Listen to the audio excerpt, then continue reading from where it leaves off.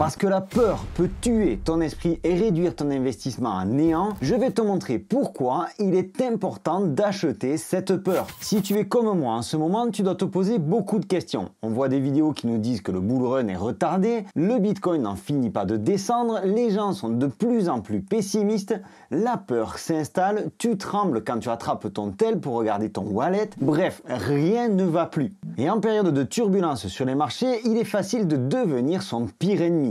Est-ce que le véritable ennemi, ce sont les détracteurs ou est-ce que c'est toi-même? Élargissons un instant notre vision et sortons de la crypto. Nvidia a lourdement chuté ces dernières semaines, entraînant le S&P 500 dans une belle déroute. Toutes les bourses plongent, l'économie chinoise est au bord de la faillite, on parle de troisième guerre mondiale autour de la Russie, les taux de chômage explosent à travers toute la planète, Warren Buffett vend ses positions par milliards, comme on dit chez nous, la cagagne nous gagne. Et de mon côté, quand les autres ont la cagagne, je dirais pas que je suis content, mais je t'avoue que ça me plaît assez. Dans cette vidéo, je t'explique pourquoi l'une des stratégies les plus efficaces en crypto consiste à acheter en période de peur et à vendre en période de cupidité. On a même un indicateur pour ça. Oui, on a un indicateur pour mesurer la peur sur les marchés. Si tu me connais pas encore, je m'appelle Sylvain et j'anime Objectif Lune depuis quelques années. Tu peux cliquer par ici pour t'abonner sur cette chaîne et rejoindre le canal Telegram Objectif Lune dont je te laisse le lien en description et en commentaire épinglé de cette vidéo. Pour cette vidéo, je te remercie d'accueillir cryptonews.com qui est un site généraliste d'informations sur la crypto et sur les NFT.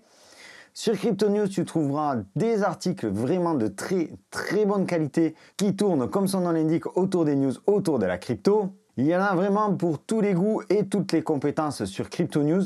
Que tu sois débutant ou expert en crypto, tu trouveras assurément des articles et des informations très intéressantes. Tu le vois, il y a des articles vraiment très variés, que ce soit sur des memecoins, sur des pre-sales, sur du mining, etc., etc. Tu peux faire un tour des différents onglets, les actualités Bitcoin, Ethereum, NFT, etc. Des articles exclusifs, des vidéos et notamment des tutoriels de très bonne qualité, une évaluation des exchanges. Bref, vraiment, CryptoNews, c'est un outil qu'il te faut absolument avoir dans tes favoris. Et si en plus tu veux soutenir mon travail, je te laisse le lien en description de cette vidéo. Le sentiment des marchés, et pas forcément que la crypto, oscille souvent entre deux extrêmes, la peur et la cupidité. Lorsque la peur s'empare du marché, les prix s'effondrent et les investisseurs se précipitent pour vendre leurs actifs. Ce comportement motivé par la panique crée des opportunités pour les investisseurs avisés que vous allez devenir en suivant Objectif Lune. En achetant pendant ces périodes de baisse, tu vas te positionner pour bénéficier d'une éventuelle reprise de marché. La peur naît souvent de l'incertitude, de mauvaises nouvelles ou de préoccupations économiques plus larges. Sur le marché des cryptos, cela peut être déclenché par des mesures de répression réglementaire. Par exemple, quand la Fed nous sort un nouveau procès, par des hacks importants, par des faillites, des mouvements sur certains portefeuilles, comme on l'a vu avec le remboursement de MTGOX ces derniers mois, ou encore par des événements macroéconomiques. Reconnaître ces périodes d'irrationalité de vente motivées par la peur va te permettre de capitaliser sur des cryptos qui sont à ce moment-là sous-évalués. Avant de nous pencher sur le fameux indice de peur et de cupidité, il faut prendre en compte un élément important. Cette peur sur les marchés crypto est multipliée par la volatilité extrême du marché crypto. La volatilité, c'est quelque chose de naturel sur tous les marchés, mais en particulier sur les marchés plutôt jeunes, comme celui des cryptos. Souviens-toi que Bitcoin n'existe seulement que depuis 15 ans. Et si on doit passer le plus haut au prochain bull run, on sera de nouveau en zone de découverte. On n'aura alors plus aucun historique pour déterminer des points d'entrée et des points de sortie.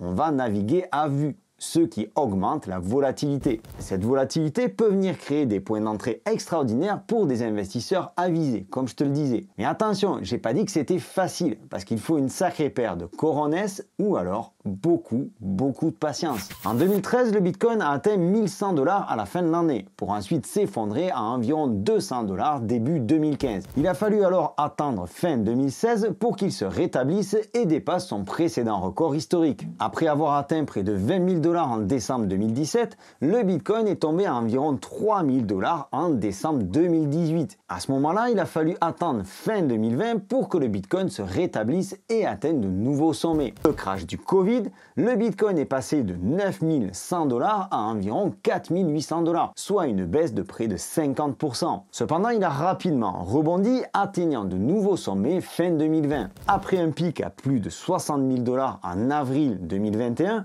le Bitcoin a connu plusieurs corrections, chutant à environ 30 000 $ en juillet, avant de se redresser pour atteindre un nouveau record historique à près de 69 000 $ en novembre 2021. Dans toutes ces phases, la peur et la cupidité se sont relayées pour faire joujou avec nos sentiments, avec nos émotions.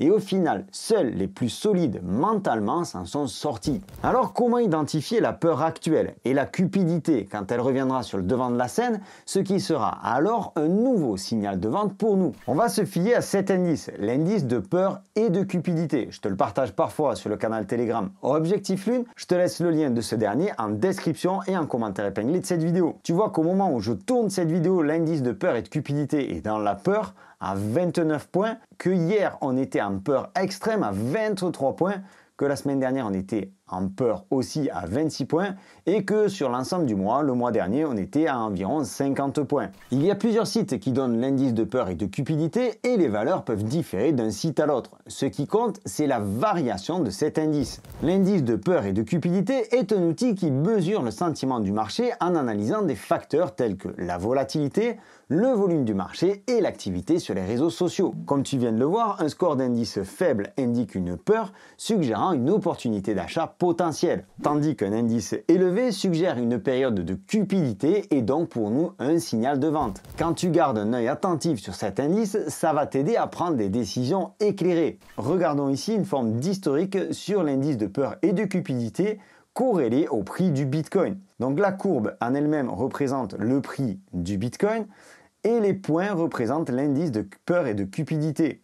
Les points extrêmement verts sont les périodes de cupidité et les points les plus rouges sont les périodes de peur extrême. C'est assez évident de comprendre qu'à chaque fois qu'on a eu une peur extrême, on a eu ensuite un retournement haussier qui nous a conduit vers une cupidité extrême, provoquant alors un retournement baissier. Ici, tu le vois, c'est le crash du Covid dont nous avons parlé il y a quelques instants. Et de nouveau, un retour de la hausse vers une cupidité extrême. Et ici, tu le vois, les derniers plus hauts du Bitcoin en 2021 dont je viens de te parler également. Une autre forme de graphique qui donne exactement les mêmes choses, qui est peut-être plus facile à lire. Tu vois en noir le prix du Bitcoin et en dessous l'indice de peur et de cupidité. Tu vois qu'au début de l'année 2023, on était sur un indice de peur et de cupidité extrêmement bas. On est monté tout au long de l'année 2023 avec un petit passage ici un petit peu plus vers la peur, mais on est monté, on est monté, on est monté. Et au début de l'année 2024, on a eu une période de cupidité, ce qui fait que bien aujourd'hui, on est en pleine période de peur. Cet indicateur, l'indice de peur et de cupidité, donne une bonne base. Mais tu peux, je dirais même que tu dois aussi faire ta propre analyse. Rester au courant des dernières actualités crypto et des tendances te donnera à coup sûr un aperçu du sentiment général du marché. Les gros titres façon vendez tout ou les titres qui incitent à la panique sont un signe évident de peur sur les marchés. Exactement comme le titre et la miniature de cette vidéo. Alors ça marche avec la peur, mais ça marche aussi bien entendu avec la cupidité. Et je vais revenir rapidement dessus avec ce graphique là. Tu vois qu'ici on avait un Fear and Greed Index à 95%, donc extrêmement haut. On a continué de monter, chose qui s'est reproduite ici avec un indice de cupidité extrêmement haut aux alentours des 90 et ici comme on vient de le voir au mois de mars 2024 avec un indice de cupidité relativement haut, si j'arrive à l'attraper, hop, à 90. Lorsque le marché est porté par la cupidité, les prix, comme tu viens de le voir, montent en flèche, les investisseurs se précipitent pour acheter, craignant de passer à côté de gains potentiels. C'est ce que l'on appelle le FOMO, Fear of Missing Out, la peur de manquer. Ce comportement euphorique conduit souvent à une bulle spéculative à des niveaux de prix insoutenables. Vendre pendant ces pics te permet alors de sécuriser tes bénéfices avant l'inévitable correction. Et tout comme la peur, là aussi, l'observation des réseaux est importante.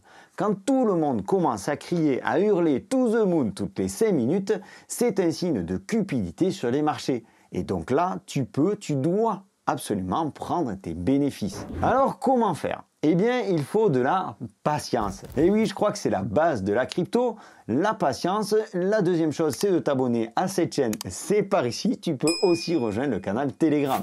Plus sérieusement, il te faut aussi une sacrée dose de courage. Parce que quand tout le monde te dit que la crypto c'est mort, que toi tu es en position et que tu es en train de perdre de l'argent, mais que tu sais au fond de toi que c'est le bon moment pour acheter ou accumuler, alors tu peux me croire, il faut vraiment beaucoup de courage. Et c'est là que tu vas faire la différence. Parce que maîtriser l'art d'acheter en période de peur et de vendre en période d'euphorie va grandement améliorer ta réussite sur les marchés crypto. En comprenant et en maîtrisant ces deux sentiments, ces deux émotions qui sont liées, tu prendras alors des décisions beaucoup plus éclairées. Pour conclure cette vidéo et te faire un court récapitulatif, utilise l'indice de peur et de cupidité comme un outil pour évaluer le sentiment global du marché et identifier des zones d'achat ou de vente. Garde un œil sur les actus et la tendance sur les réseaux sociaux, là où la masse s'exprime, les gens qui ne sont pas éduqués. Établis une stratégie claire pour éviter toute prise de décision influencée par tes émotions et fais preuve d'adaptabilité. Souviens-toi que c'est le marché qui décide, pas toi. C'était Sylvain pour Objectif Lune. J'espère que cette vidéo t'aura apporté des réponses en cette période extrêmement trouble. Je t'invite à laisser un commentaire sous cette vidéo, à t'abonner si ce n'est pas encore fait et rejoins-nous sur le canal Telegram Objectif Lune. Je te souhaite une excellente continuation. Je te donne rendez-vous dans une prochaine vidéo. Prends soin de toi et de tes cryptos. À bientôt. Ciao!